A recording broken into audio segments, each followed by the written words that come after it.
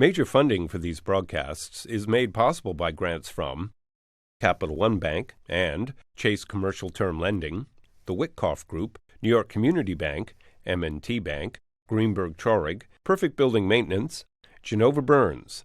Additional funding is provided by grants from AKA Hotels, Corman Communities, Aerial Property Advisors, AVR Realty Company, Bank of America, Merrill Lynch, Bank Leumi USA, Briarwood Organization, CBRE, Citizens Bank, Colliers International NYC, CPEX Real Estate Services, Cushman & Wakefield, Customers Bank, DDG, Dime Savings Bank of Williamsburg, Fisher Brothers, First Nationwide Title Agency, Flushing Bank, Foley & Lardner, Friedman, Handler Real Estate Organization, HAP Investment Developers, Investors Bank, James D. Kuhn Real Estate Institute at Syracuse University, James Orphanides, Chairman USRealty.com, Kilroy Architectural Windows, New York's Window Company, Madison Realty Capital, Massey-Knackle Realty Services, Matone Group, Mercantile Commerce Bank, N.A., Meridian Capital Group,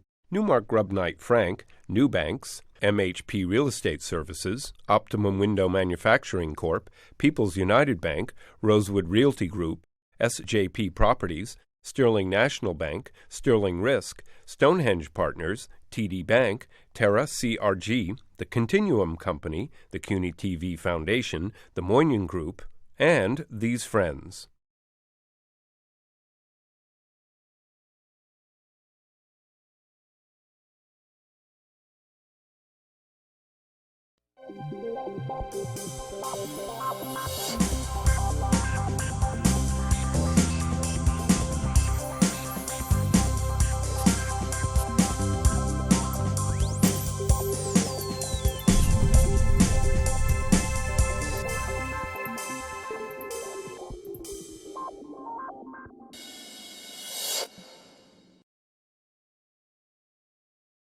Food.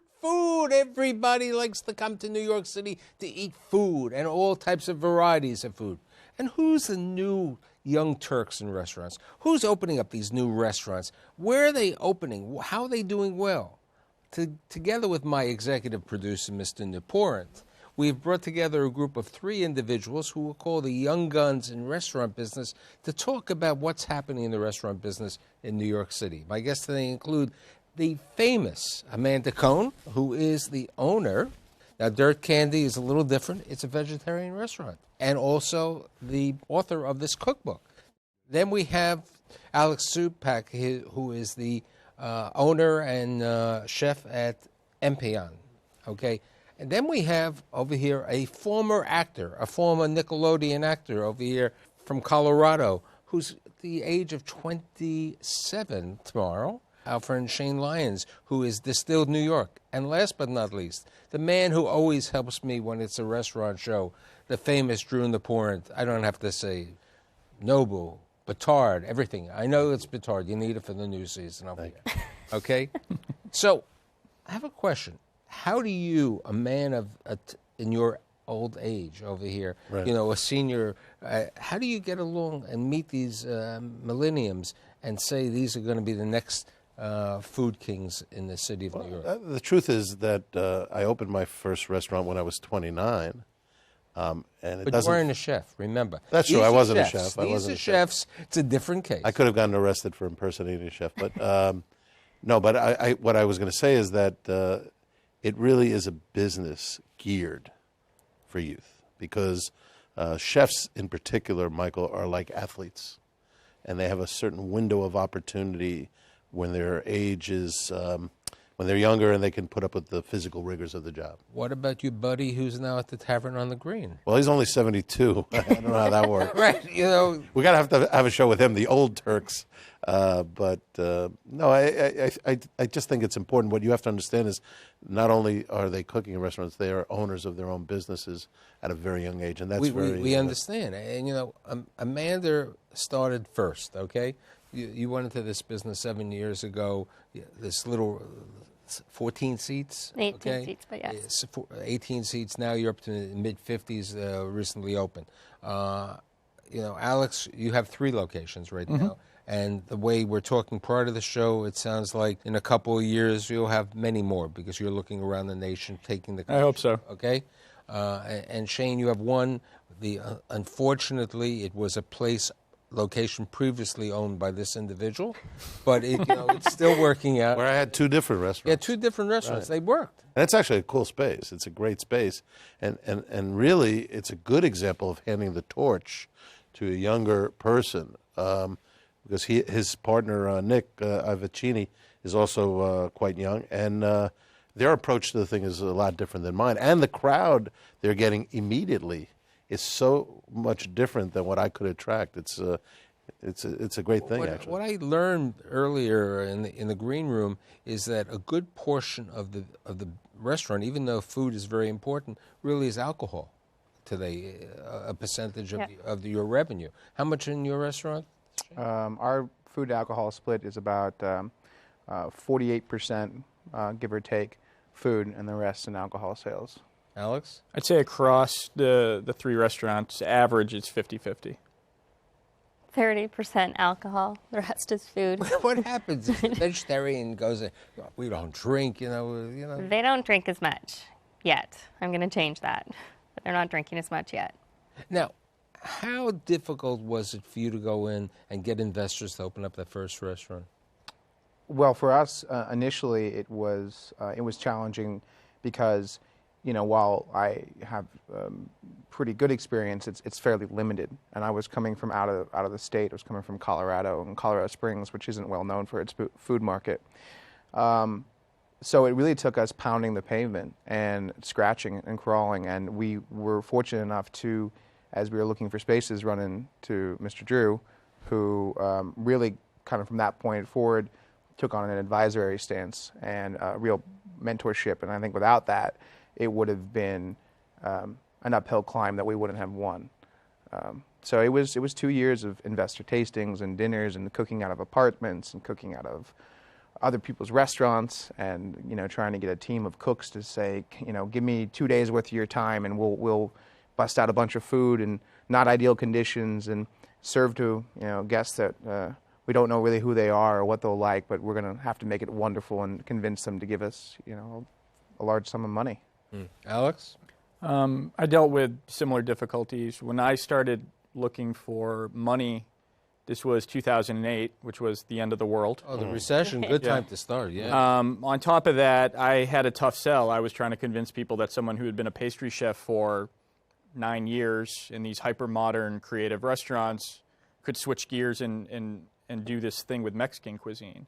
And on top of that, that was even more difficult because what we were trying to do was not cheap. And when people think of Mexican cuisine, they think of a $2 taco. And so I think similar. It took me 2 years, 3 years. And then the other thing is that you'll find people who want to give you money, but you might not want to take it because they're giving it to you for the wrong reasons. There's a lot of people. Out. How do you mean that? Because there's a lot of everybody likes to say, it's like once I owned the part of a racehorse, and when the racehorse won, there was no room in the picture for the horse because we had so many investors, and everybody said, it's part of the situation. There are people who have accumulated enough wealth that they have to invest and don't necessarily care if your business makes money. And I think those are the worst types of investors because they're going to end up using your dining room like it's their living room. And they're doing exactly what you said. They're going to brag that you're the owner. I was not willing to take money from anyone who wasn't going to treat it like a business, something that made money, because I could slave away in that kitchen for the term of the lease and not make a dime. And if they don't care, well, that's a horrible partnership. No. Amanda, how'd you get into this? Well, I opened my first restaurant with family money. I begged and pleaded for it. And then... It was the money from Canada. Yeah, money from Canada flowed down. And then the second restaurant, I actually had lots of people approach me, and I took a lot of meetings. And I wasn't interested in any of them. And what they were asking for me, I just didn't think it was going to work. They kept saying, well, you're not going to make the money back fast enough with this, so maybe we could do flatbreads at the end of the night, get a bigger bar crowd. I was like, that's not going to help my brand. So I actually went back to my family, and we did it again. But here's the big question that I always have, when I'm talking about raising money for restaurants. I think Larry Silverstein Larry Silverstein was one of the investors with a guy named Boxer when their family opened up Hale and Hardy Soups. And Lenny Boxer said to me, yeah, Larry went in and these other guys went in, and it was only in the manner that you were saying, Alex, before. We didn't care if it does well. You know, I own a piece of Hale and Hardy, okay? You know, how many soups are you going to have? It was a different case. Then, you know, then there are the other investors, like my friend who owns P.J. Clark's. With the exception of one or two, most of them really are there just saying, I own a place. Okay, they're good for promotion. Sometimes they'll bring in people, but you know when they bring in and then they want the 20% off and they want all the rest, it's not worth all the headache. So you know you have to figure out how hard. I mean, when my experience is that they want to make their money. In fact, you know, the last go round when I was going to reorient Cortone to Betard, I just made a decision that I didn't want to lose everybody's money, so.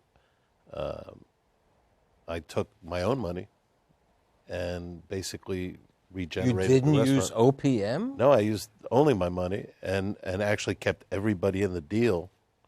Obviously, the last money's in, or usually the first money's out, but it's not like I did it for that reason, but I was rolling the dice, and it could have been good money after bad, quite frankly, but the Tart is obviously turned around. It's very busy. It's probably going to pay back a large portion of the previous restaurant's debt, and those investors didn't have to lift a finger. But they're nice people, and I feel indebted to them. So here's the question. How do you get the buzz? I mean, today we were talking before, I'm doing a show next week on networking, social media, you know, website enhancement. How do you get the buzz for your restaurants? I mean, I think the cookbook, there's no question. If somebody wants to know about a vegetarian restaurant, there aren't that many. Mexican, there is a different quality. Most of the people think of the other type of Mexican restaurant, you know, or El Rio Grande, or, you know, it's a different type of restaurant. How are you getting the buzz that people should be coming to you? Well, I know you're in the hip locations, the Lower East Side. I think we're all doing something really interesting and really different from what other people are doing. So I'm the only vegetarian chef, right, who people really know about in New York City. So it's easy to get the buzz around that. You know, we talked earlier about social media, and I write a lot, and that just keeps sort of people really interested. Alex is sort of doing this. He's the only one who's doing this kind of Mexican food in the city, and he also has a voice, and people know him and his personality, and so people are really interested in that. And same with Shane. So if you're not doing something different, they're not going to be interested. I know there's certain websites that every time I post a picture, they post it, they repost it. And everybody's always like, oh, you know, they're in love with you. And I'm always like, no, it's because I'm the only person who did anything interesting today. Are you doing it yourself? Because Shane was saying before, he knows the need for social media, but he doesn't really like utilizing it for yourself personally. Yeah, I think for me personally, it's not a part of my lifestyle, but from a business owner standpoint, I understand and embrace the importance of it. I think at this point in 2015, you're silly if you don't. How about you? You know, you've been in the business, as you said, over 30 years. There's nothing that is better than the proof being in the pudding. So, for instance, Amanda's right. You know, they used to call this first man advantage, or, you know, when you're first into a category. She happens to be a woman, so it's not. But that helps sort of differentiate yourself. But when it comes to tacos, there's a lot of people making tacos, but there's only one, Alex Stupak, who came from a fine dining background, who had a reputation, but was as already he said, known. he was a pastry. Right, no, but that totally different. But you know, in a way, he's not a full service, but he was a pastry. But the food media trusts him, and then guess what? When he opens, the proof's in the pudding. With Shane is a totally unknown commodity in New York, and when I had met him, I was like, oh, these guys don't know what they're getting to, until I ate some of his food, which is ridiculous how good it is. So what's my point? If the food's good, people are going to find you. And the food media is a little cynical, but they'll find you. But as you know, 50% of new restaurants fail. I mean, we've been fortunate over the number of shows that you've been with me that I don't believe any of these restaurants have, maybe one or two have failed. But on average, the people that you've brought to me have been all successful. It's the British guy, but anyway, no, that's another story. But it happens. But you know, what makes a successful restaurant today, you know? Well, I think that success is I had a chef who once told me success is just a measurement of yesterday, and how you approach moving forward. I mean, we were talking in the green room, and you guys have been at this game a lot longer than I have, and you're saying it doesn't get easier. And I'm getting terrified. It doesn't get easier. It doesn't. The problems change, the people change, and it never gets easier. So that success is, the metrics behind measuring that. I think paying back investors is really, your opportunity to. If you open, I think the question is not if you open. When you open your next restaurant, what type of restaurant will you open? Well, I think it goes back down to brand. We as chefs, even in the very beginning of plotting Distilled, we recognize the value of building a brand not only around the company, but around the fact that I am a spokesperson for the company. And whatever we do, and we have a couple of ideas and a couple of strategic partners that want to get involved, it has to reflect both the brand of the restaurant and the brand of the chef. And that's a real challenge. You're keeping a brand. You are branding a specific company, okay, right, with different levels of, as we were saying, different colors. Sure. I mean, so there's 3 Empellons, and we have a blue logo, a red logo, and a yellow logo. And the way I look at it, the package is kind of complete. Our goal is to run the gamut of Mexican cooking, and a lot of people feel that Mexican cuisine belongs at the street level and it should be inexpensive, and I tie that directly to socioeconomic biases that we have to certain cuisines. I like to use sushi as a metaphor for this because it exists in a grocery store, it exists in a convenience store, and it exists in 3 Michelin star restaurants and everything in between, and it's never damaged itself and it's never hurt its tradition. I also like to think about Italian cuisine in New York City, because what was the state of Italian food in New York City 30 years ago? Ridiculous. Totally. But think about it now. Like, someone walks into a grocery store and they're going to make risotto at home, and they have an opinion whether they like carnaroli rice or arborio rice. People have opinions on wine from Friuli, whether they've been there or not. And that's exciting. That's an exciting reason. Opening a restaurant is its own reason to do it, but to hopefully be a part of something that when you look back 30 years later, you're like, well, look at the state of this cuisine. And I could think of that for vegetable-driven, or for Indian, or for Thai, We did a show a couple of months ago, Drew and I. We had Alfred Portel. Okay, Alfred's been 27 years, at Gotham. It's been there. People continue. It's a staple. People want it, and it's evolved, and the food is excellent no matter what, And I hear what you're saying. If you opened up a second restaurant, what would you open up? Another vegetarian, or would you change completely? No, I would do the same restaurant, but maybe somewhere else. Where? Chicago or LA, any other city. Now, you're planning to open up in other locations, other cities, too. Yeah. I mean, the good thing and bad thing about a brand, one, it's recognized, and then it becomes known for something. It becomes its own entity. So it sounds as simple as like, well, I'm going to take the Brussels sprout tacos off the menu at Taqueria. And I did that last week, and I read my manager's reports of Six Tops walking out and being incensed that they feel cheated. So the artist thing has to get filtered down and focused, which is something we're working on this year with Empellón Cocina, our second restaurant. But if we were to ever delve outside of, well, we're going to do a Mexican restaurant that doesn't serve tacos, I've tried and I've failed over and over because we're known for this thing. It's not a sad story. It's just people are expecting this from you. Now, something's happening in the industry, and Amanda's part of this thing happening with regard to gratuities. Okay? What are you trying to do in the world of gratuities? I'm trying to get rid of it. We don't have tipping at Dirt Candy. We have a 20% admin fee at the moment. Hopefully one day we'll actually just roll that into the cost of the food. I pay my servers a very high hourly wage. I'm able to pay my cooks and my dishwashers a much higher hourly wage as well. And I get to take the money and distribute it. It's my money. It all comes in as revenue. And what's your thought about that? I love it. We have not tried to do that yet. I think that model works better on tasting menu only restaurants that have a like $380 check average. because then they can call it a service charge, and they can take that money and they can pay a server $60,000 a year salary and use the money in the kitchen as they will. I do not have a $380 check average restaurant, so Per se, we're not here. Okay, and you? Before I ask I see pros and cons.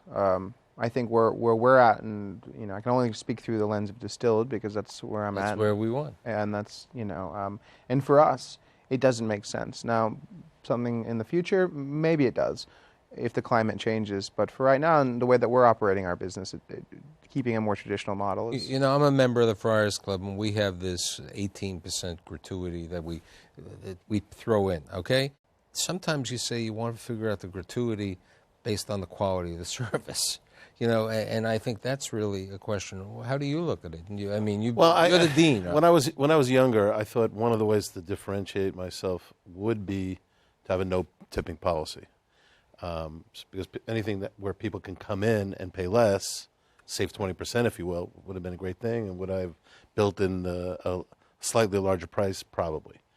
What we don't realize now is, first of all, every single prominent restaurateur has been sued about the tips, because we did try to make it more equitable between the cooks and the servers.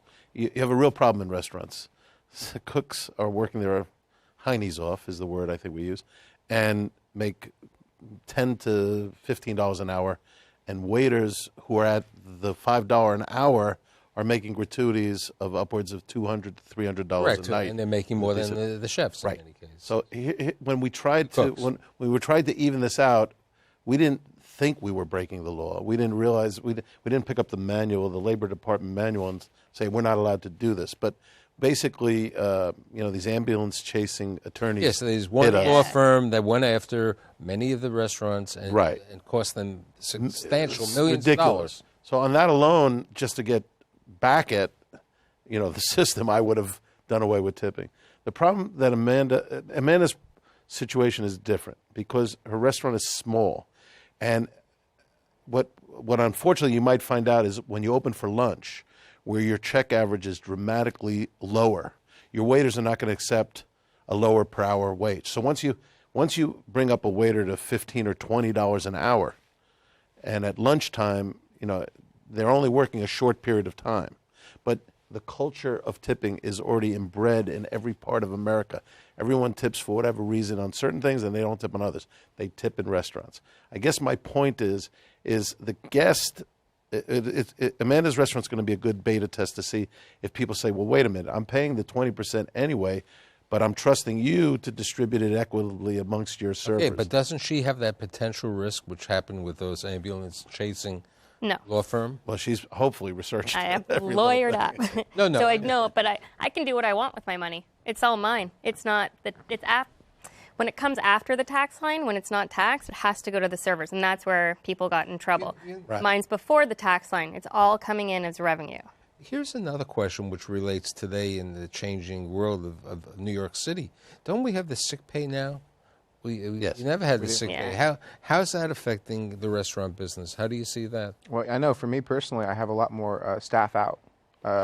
And, if I was a cook and had that available to me, I probably would use it at certain, I think, I wouldn't speak for you two, but I imagine there were points when you were cooking, you're like, well, I could use a day. Yeah, go to a concert. Yeah, come back I the could next go day see sick. my family. I could, call my mom. I could do whatever, whatever the thing is. So time's very limited for professional cooks. So in the humanistic standpoint, I have a complete love and respect for that law. I do see it abused. And there's always abuse in everything. Question, if today I have 3 young entrepreneurs and 1 dean of restaurants, where is the best opportunities within New York City to open up a restaurant in your mind? Alex? Everywhere, honestly. The thing that, and this ties into a point that was made earlier, is like, well, how do you get this buzz? I think everyone gets buzz. There's this roving horde of foodies that basically knocks down your door. That's what you're going through right now. What's more interesting is how do you become a fixture in the neighborhood? When I think of a 3 Michelin star restaurant and just a New York City staple that I would go to for a special occasion, like say a restaurant like Le Bernardin, at the end of the day, I'll still argue that that is a neighborhood restaurant. It's just in a very unique neighborhood, and they've worked tirelessly of becoming a permanent fixture in it. So I could see that being done in, I mean, I just opened up a place on St. Mark's and A, and I was hell-bent on making sure that that fit there, and that if you saw it 20 years from now, it's still going to look like it had always belonged there. I mean, one neighborhood which never really has seen too many restaurants, even though they have, over the last couple of years, have opened up some, is Harlem. Harlem has, you know, part of the reason was because of liquor licensing, because you have a church next to everything, so they couldn't have that. But there are more restaurants opening up in Harlem. There is some more opening up in Washington Heights today. Lower Manhattan is seeing, you know, you were truly the first guy to really open up and try back on Lower Manhattan, but we're seeing lots of restaurants over there. I think because as a chef going into it, you're not savvy on all the numbers yet. The big one that we worry about the most is rent, which I think pushes people to find low rent areas, which inevitably become high rent areas, because what do? They go in, they make it cool, and then the landlords see that, and it just continues to escalate, and then they inevitably they start knocking down buildings and turning them into condos. But there are certain landlords, and Drew has been fortunate over the years, like Richard Lefrak, who look at a restaurant helping that building or helping the location. They're far and few, okay? You know, it's a limited number. But look at Brookfield, what they did in downtown at Brookfield Place over there, trying to bring with their food court or whatever we're calling this, a lot of restaurants. But, you know, it's an amenity, and that amenity is valuable in certain buildings, okay? When the Resnicks built, you know, the Goldman Sachs headquarters, and also when they built in Broadway on 50th Street, Palm was a great location, and it helped the neighborhood. So, what we're discussing, all the costs, all the changes in the labor laws, and how the noose is tightening around our necks constantly. Exactly. Here's what's lost: the guts it takes to open their own business at a very young age, to put their neck out, to stick their neck out. The guts it takes, and how hard, Michael, it is to make profit, to be in business. Because I don't know if you experienced this, but when I was an employee, I always went to work thinking the check's always going to be there. Of course, I'm underpaid. And why are they making me clean the ceiling at McDonald's after I just, you know, did the grill for $1,000 hour? But now when you're as an owner and you're signing the checks and you're getting hit with all these regulations, and that's why the tip thing is going to be very controversial. We'll do a whole show on the tip thing, by the way. The reality is that it's going to take a lot of other people like yourselves to get back in this business, because it's going to get harder and harder. Like you said, 2008 was a tough time to open up a restaurant, but it was easier than right after 9/11. So I'd like to thank Amanda, Alex, Shane, and needless to say, Drew, and I'll see you next week.